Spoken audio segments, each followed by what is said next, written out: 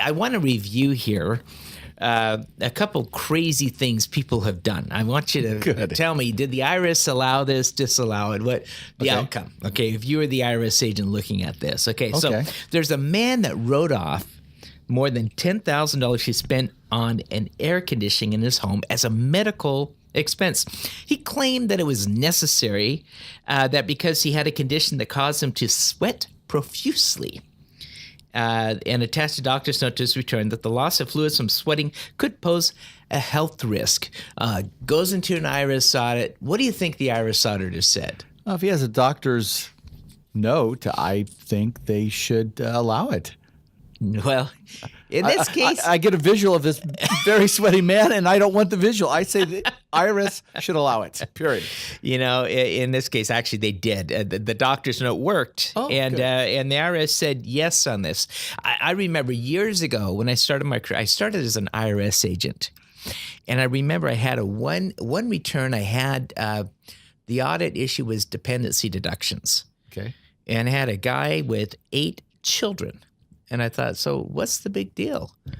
And the guy decided that for the audit, he would bring all 8 children to the audit. Smart. It was the quickest exam. Case closed.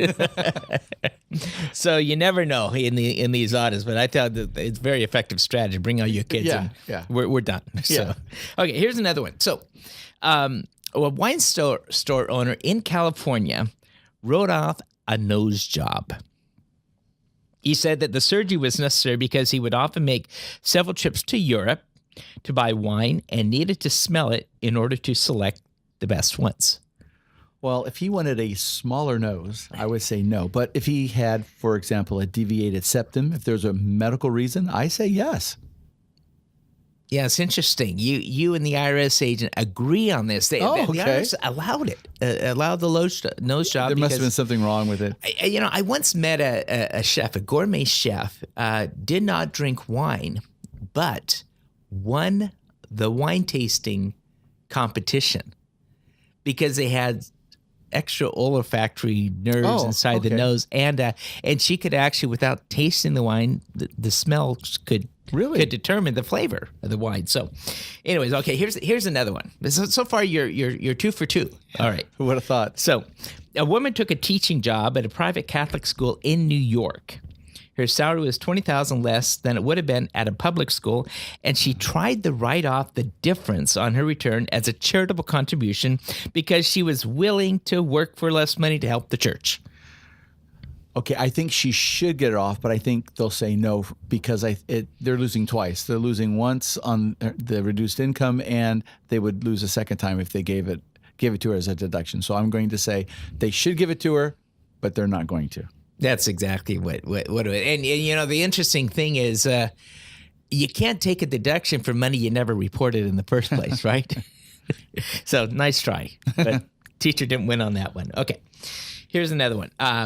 Business owner took some clients out to dinner and ended up in a bar fight. Who hasn't? Well, I haven't, but anyways. So and this individual was hauled off to jail. Okay, so the business owner deducted the drink and the dinner expenses, $10,000 of the bail he paid out to get out of jail, and the next day as well as the cab fare to get back to work. Okay, you're the IRS agent. Do you allow it? All partial? Well, if he needs to go for the IRS agent with the most experience in these things because I think he would be sympathetic, or she. I'm going to have to say yes on the food as a deduction, no on the drinks, and no on the bail, but yes on the taxi ride. Interesting. So he was able to deduct the meals, drinks, and cab fare, but not the bail. So they give him drinks. Okay. The IRS agent was nicer than I am. Okay. Very good. Okay. It's good to know. All right. So here's tuna. Okay.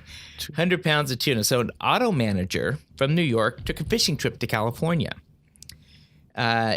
in order to catch a tuna. Okay. And after the trip, he dropped off several hundred pounds of tuna at a local fish cannery and donated the proceeds of that fish to a religious institution. Okay.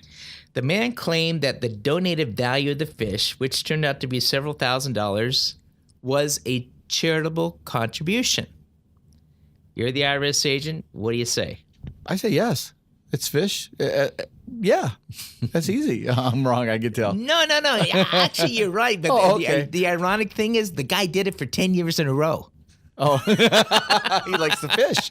He loves the fish. He found out a little way to. That's like being a professional fisherman. Yeah, make this work. So for his charitable deduction, fishing for. I like it. There's the irony. They're making people fishers of men. Oh, yeah, I see where you're going with that. Okay. All right, here's another one. Okay. A model purchases $15,000 worth of clothing, writes the cost of the wardrobe off on the taxes. Okay. If she gets this is going to sound bad, but if she gets a male IRS agent, she's got a chance. But I think models have been blessed enough with good looks, so I'm going to say no, just on principle. All right. So yeah, the answer is no. The clothing could be worn every day, and it's not part of a uniform. Now, if they would have taken the clothing and put a logo on it, probably would have passed. But just not everyday clothing. Or gotten a lonely IRS agent. All right. So, okay, here's another one. Medical bills for pets. Okay. A woman submitted several $1,000s of veterinary bills as medical expenses. If it's a service dog, yes, or a service pet, that really helps her. I mean, not like a service iguana. I mean, a really helpful pet. Then I say yes. Otherwise, I'm going with no. All right. So wait. So it's ordinary and necessary business expenses or medical expenses. Okay. A dog is not your dependent.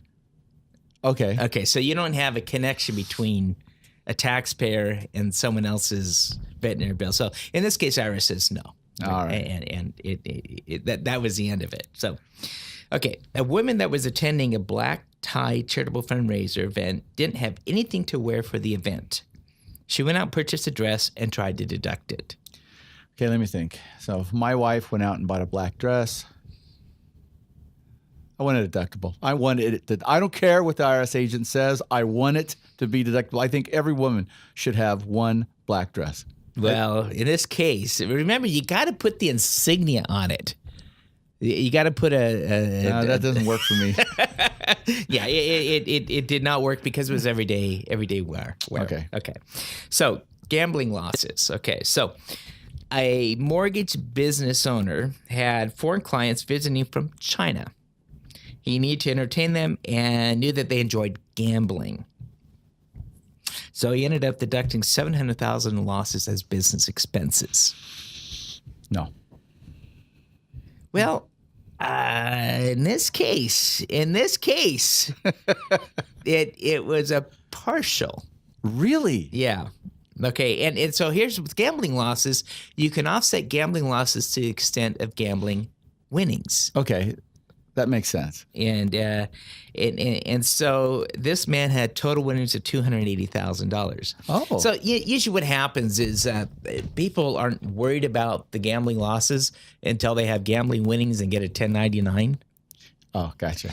And then they're like, okay, Yeah. how do I get this Yeah. offset? So, it's interesting because how do you support putting money in a slot machine?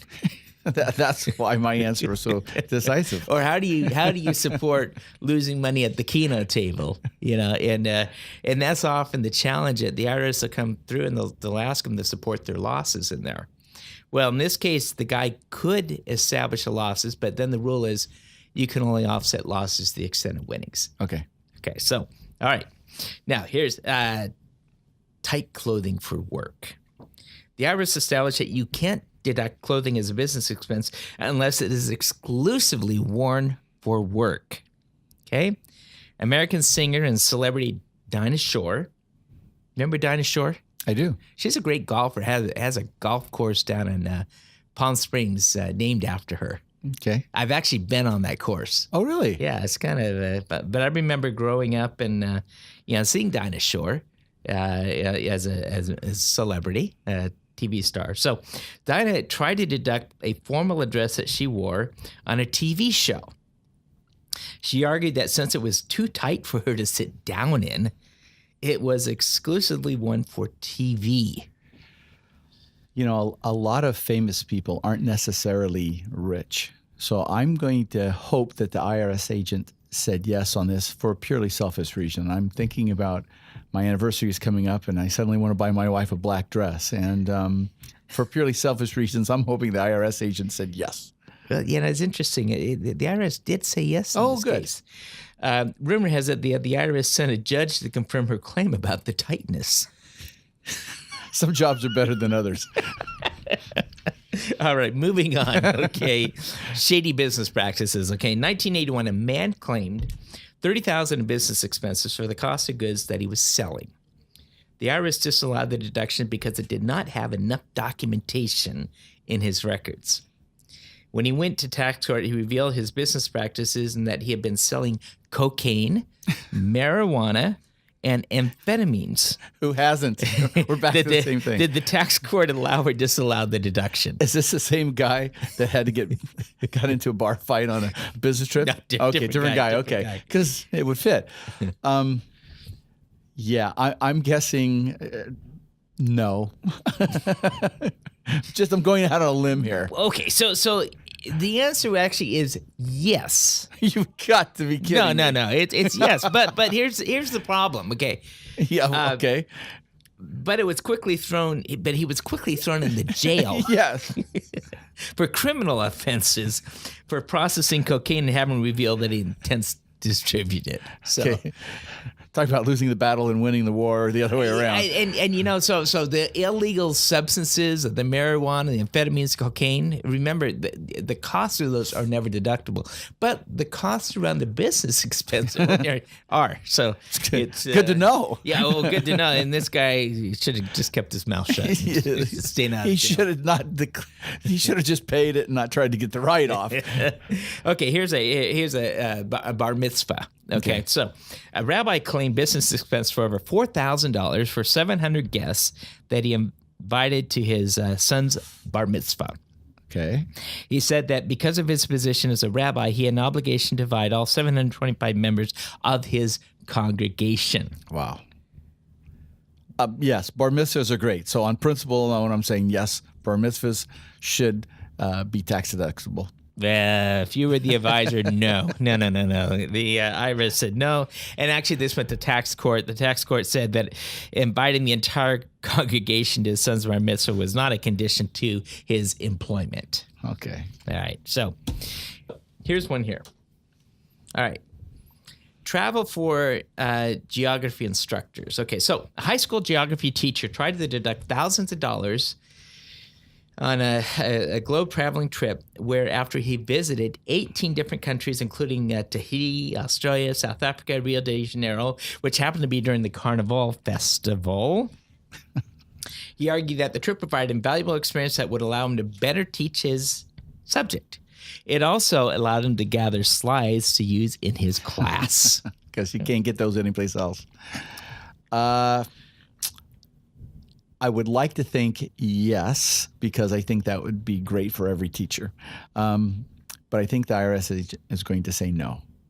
All right. So in this case, the IRS, and actually it went to tax court. The court did say no. Any actual educational experience gained from these activities was de minimis. But a lot of fun. Mardi Gras particularly. That may have been the nail in the coffin.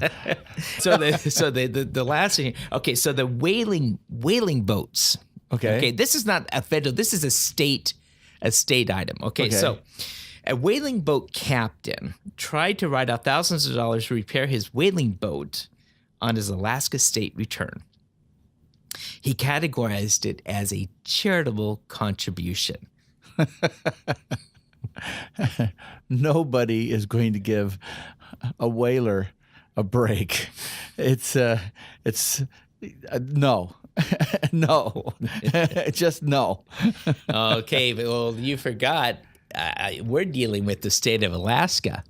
Well, okay, are indigenous people involved? And the answer here is yes. They did allow it. Although whaling is illegal, in the U.S., whaling is permitted by Alaska captains recognized by the Alaska Eskimo Whaling Commission. And so you hit it right there. Yeah. So the Alaska state tax law has them record this as a charitable contribution. I would have gotten that one wrong. All right. 100 times I would have gotten that one wrong. Just don't go to Alaska then. No, it's absolutely fine. Well, I think you did pretty good. You know, the batting, you got the majority of these things right.